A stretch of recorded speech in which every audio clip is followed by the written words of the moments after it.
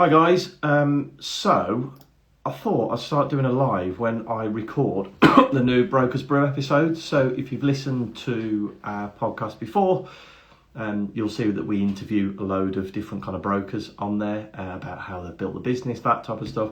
But I'm actually doing shorter episodes where we're doing like a 10-minute chat, 10-15 minute chat about kind of my knowledge of the industry, how you can do things like increase your engagement, which is exactly what we're talking about here today.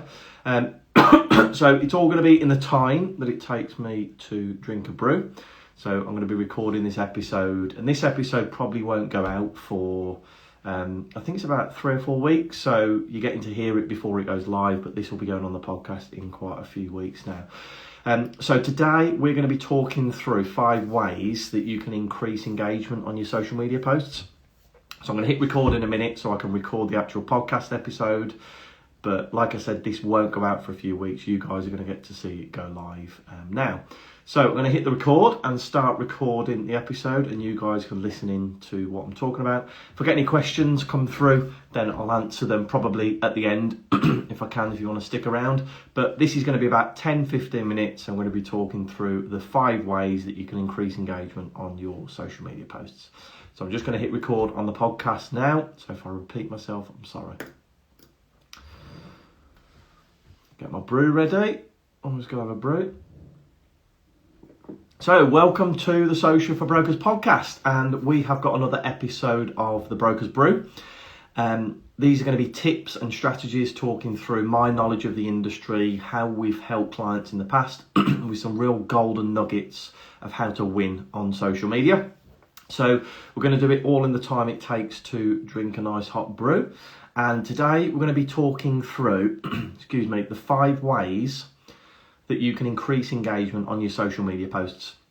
Now, engagement is such a key word when it comes to social media, but what does it actually mean and how does it actually help you win more business? So engagement on your posts means that more people will see your content, because what happens is the social media channels, they want to put the most relevant pieces of information in front of other users. And it's a way they measure how relevant or how popular a post is by its engagement rates.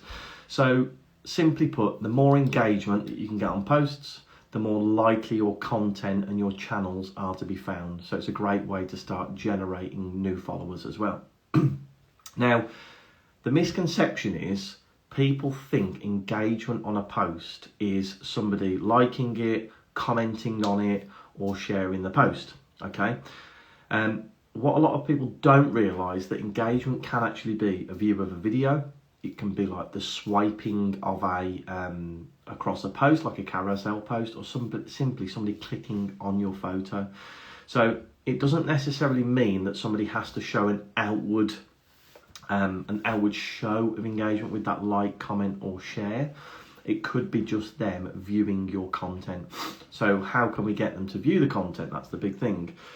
Human engagement would be fantastic in the form of like them dropping a comment or sending you a message. And that is the ultimate when it comes to engagement. And we'll talk about how we can do it further on in this episode. So let's first talk about the type of content that we can put out there.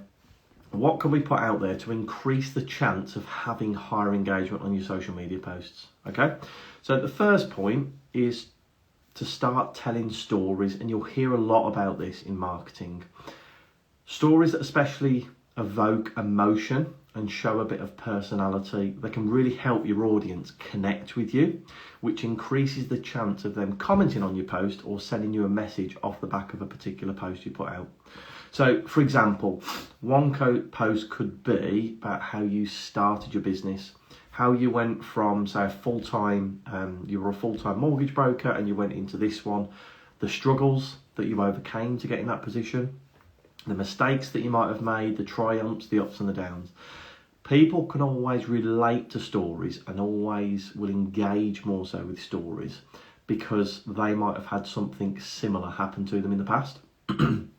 And on a side note, it can help generate business as well, because it means that these people are engaging with you. It means that they're going to like you more. So we talk a lot about know, liking and trusting somebody. we're always more likely to do business with somebody who we feel is similar to us and somebody that we like. So if you're telling these stories and your potential clients can relate to that story, they're much more likely to reach out to you compared to Smith's Mortgages down the road that don't talk about any personal experiences. Okay? The second point is try not to be too serious with your social media content, especially when you're uploading more personal content. So mortgages and the financial services industry can be quite boring, okay? And it might be quite daunting for some people. Now, I'm not saying go completely the opposite and start doing TikTok dances and all that type of thing. What I'm saying is just inject a bit of personality and maybe a bit of humour as well. So, for example, you could, say for example, if it's International Dance Day, you could upload some photos of you dancing, or if you're into your dancing, you can relate them to a hobby, and then kind of do a photo in your stories about you trying to dance and try and engage with your audience that way. Might be that you upload a photo of when you was a teenager and you kind of put, look, when I was 15, I really didn't think I was going to be a mortgage broker, but these steps led me to that point. Or something that's a bit of humour, a photo of you banging your head up against a brick wall and putting the caption, what it feels like trying to get a mortgage through at the minute. People, again, are much more likely to interact with that type of post compared to a business post. But we need the interaction on these personal photos in your Instagram stories or your posts on your grid that show a bit of personality, because it means the way that the algorithm works is if they engage with that particular post, they're much more likely to put your business post in front of them or on their grid, on their feed, okay? What you can also do is make yourself a lot more approachable. When you're uploading these type of posts, especially to your Instagram stories, you're almost inviting a comment, you're inviting that message and inviting that engagement, because again, it's content that they can relate to, okay? I'll have a little sip of this brew, otherwise it's going to go cold. So, the third point that you can do to increase engagement on your social media posts and your social media channels is something that's quite tough for some people to do, and I completely get it. And what it is, it's being vulnerable on social media. Now, the mortgage industry often has like this professional and polished image, but try and break the mold of that. Show people the highs and the lows of you running the business, okay? So the roller coaster of it, it's something that we touched on before. Show people the lows because it creates that authenticity and empathy, and people connect with that authenticity. It's showing your human side again, going through the struggles that they might have had in like a similar situation. And I appreciate it's really hard to do, but it creates a way to engage with your audience that no other piece of content can do. So try and be a bit more vulnerable on social media, because that will pull in a lot of engagement. And the fourth one is one that can generate a lot of engagement, but again, it's a tough one to do and you need to be balanced with it. But what you can do is be quite controversial with your content. And it's a big thing that people are talking about in terms of marketing at the minute. Now, I don't do it personally because I almost don't want to lead into an argument or a conversation that leads to an argument. But I've seen a lot of mortgage brokers do it very well in their content. And it's quite polarising if you pick a particular subject that's in the news at the minute. So, for example, what a lot of you mortgage advisors have heard of is the one that talks about, look, if first time buyers stop drinking coffee or stop signing up to Netflix, they can get a house. Now, that's something that a lot of the newspapers are doing at the minute, and they generate a lot of engagement off the back of it. If you think about the posts that they put out there on social, the Daily Mail, for example, and if they talk about that, you can imagine the comment section will go mad. So you can generate a lot of interaction and a lot of engagement. Some of it might not be positive, but it does, putting that polarising view out there does help engagement on your posts. Okay, I'm actually recording this one on Instagram Live as well, so I'm hoping people are finding some use out of this one here. Now, the final one I want to talk about, before I actually get into that one, if you haven't signed up to our email list yet, we drop these kind of hints, tips, strategies and hacks all about social media every single week. So if you haven't signed up to our email list yet, if you go to socialforbrokers.com/blog, you can sign up for free there, and we'll deliver you an email every Wednesday with massive tips like these ones that I'm sharing here. So the final one that I want to talk about is content that is made for behind the scenes. So if you think about all of the celebrities, for example, perfect one is Keeping Up with the Kardashians. Now, that TV works so well because you got to see them outside of the spotlight. You got to see them, what they're having for dinner, what arguments they're having. That obviously always went down well. That's the type of stuff people are interested in. You don't have to upload arguments that you're having with your other half, but that type of stuff behind the scenes, the raw content, is very good when it's uploaded to the likes of Instagram stories. Now, as a mortgage advisor, and this is something I hear a lot from people, you might think that mortgages and what you do on a day-to-day basis is really boring, but to Joe Public, it can be really interesting.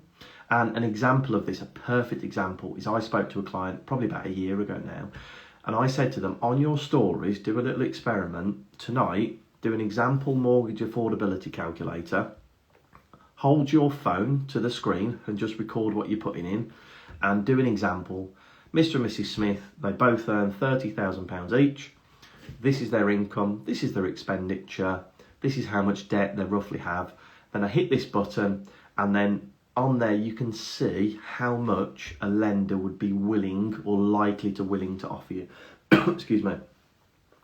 So what happened is that got out on Instagram stories, and then she actually got 3 leads straight off the back of that. One of them was, I've been meaning to get in touch with you, but I've been keeping putting it off, but now I've seen you on my Instagram stories, it's so much easier just to send you a message than it is actually phone up the office, okay? So that was one lead. The other 2 people didn't realise how straightforward that was, and they found it really interesting, okay? So they could have used a calculator online, they could have easily done that themselves, but what this mortgage advisor did was show them behind the scenes how it worked, and those 2 people got in touch and booked for appointments. So those are 5 great ways that you can increase engagement, but I've got a couple of others as well, okay? The one thing that I would use at the minute is the likes of Instagram polls and questions and engagement stickers in your Instagram stories. All of these will increase your engagement. It will skyrocket it, okay? Because you could do them like quite personal ones, so what's everybody up to the weekend, or you could do ones that are more business orientated, like what do you think is going to happen to the base rate. Those will really increase your engagement on your Instagram stories. And then the other one that I would use is LinkedIn polls. LinkedIn polls are still big. They've been big for the last 6 to 8 months. So utilise LinkedIn polls to really boost your engagement on LinkedIn. The reason I haven't put that as one of the main points on this podcast is because not many people use LinkedIn as a lead generator. It's more the likes of Facebook and Instagram and TikTok, which these tips that I've given you here can be used on all of those platforms, okay? If they're engaging with you in the stories, from the bits that I've talked about there, the Instagram polls, questions, engagement stickers, when you then release a post on your grid, so a normal post, they're much more likely to see that post, and it's exactly the same rule on Facebook. The algorithm will work to try and put the most relevant content in front of that user. If that user has engaged with you in their stories, they think that mortgage post is very relevant to them, so they're much more likely to see your content. So if you're wondering how to do any of these above, make sure you follow us on social media. So we're on Instagram, Facebook, TikTok, LinkedIn, YouTube, wherever you may be. Make sure you follow us and you'll see the step-by-step of how to do these type of things. I've recorded some reels over the last weeks of how to upload an Instagram story with a poll, how to upload with a question. So make sure you follow us on there. Anyway, hope you've enjoyed this episode. I've still got a bit of this brew left, so I'm going to finish that one off. Again, remember, if you want to sign up to our email list, go to our website, socialforbrokers.com/blog, and you can sign up for free there. There will be an email coming out to you every week. Thanks very much for your time, and put these into practice. Let me know how you get on. Cheers. So that's the podcast just recorded, guys. What do you think about this type of thing? Is it useful to you? Drop a comment in there to say, because I'm going to be recording one of these every other week, so I'll probably jump on a live and do this in real time. So if it is something that you do like the look of, and you want to learn more of this type of stuff, which is like really practical, really easy to put into practice. But anybody that's joined or is listening, the 5 top tips that we talked about on how to increase engagement on your social media is, first thing is tell stories. So try and make them personal, try and make them relatable. If people can relate to your stories, they're much more likely to reach out to you on social media. Even if they don't reach out, they're more likely to send you a like, a comment or a share. Thanks, Joyful Evans. Really useful, that's cool, thank you. The second point is try not to be too serious with your social media content. So have a bit of fun with it. Obviously, TikTok dances and that type of thing, yes, you can do that. I'm not saying go to that extreme, but have a bit of fun with it, uploading photos of your dog, photo of you with your head against a brick wall, kind of saying this is what it feels like trying to arrange a mortgage at the minute. Third one that we had on here was something that I said was really quite tough, and that's being vulnerable on social media. Thanks, Amanda. I'm glad you found that useful. So being vulnerable, again, shows your human side, so people are much more likely to engage with you, reach out to you, if they feel that you're a human and you're not a faceless business. Fourth one is to be controversial. So this is, I can see Lee Rowland and Jonathan Southgate in here speaking to each other. Thanks for jumping on, guys. Look, it's the first time I've really done a live. There's 5 people in here. I think that's incredible. Thanks for joining. So the fourth one I'm talking about is be controversial. I see a lot of brokers do this, and some of them do it well, some of them do it just to start arguments. It can be quite good, because if you've got a very strong opinion on something, then it's cheers, Jonathan. If you've got a strong opinion on something, you don't want to waver from that. You can start a really good conversation. Cheers, Lee, appreciate it. I don't do it personally because I don't really want to be having arguments in the comments. Everybody's entitled to their opinion, but I don't personally think you need to do it on social media. One of the examples that I gave was a lot of these articles talking about how if you ditch the coffee and the Netflix, then you'll be able to buy a house. That's one that gets a lot of engagement on the mainstream social media channels, like the Daily Mail uploaded it. It would get a lot of traction. And then the final one I talked about was uploading behind the scenes content. Look, it worked for the Kardashians, TV channel. That was the TV show, sorry. That got a lot of views. A lot of people wanted to see what celebs did behind the scenes. Mortgage brokers, they want to see what you're doing behind the scenes as well. They want to see how you do an appointment, or how you look at affordability, that type of stuff. So use all of those, and then Instagram stories, use polls, engagement stickers, questions to really ramp up the engagement with your audience. The more engagement that you get on your posts, the much more likely that Instagram and Facebook are going to be pushing your business post, like on your grid, to those people that have interacted with you in the stories. So that was a 15-minute episode. I think I've been on here for about 20 minutes. I hope you found it useful, guys. I just wanted to jump on and see how it worked. So first live, hope it was useful, and we'll catch you soon. Cheers.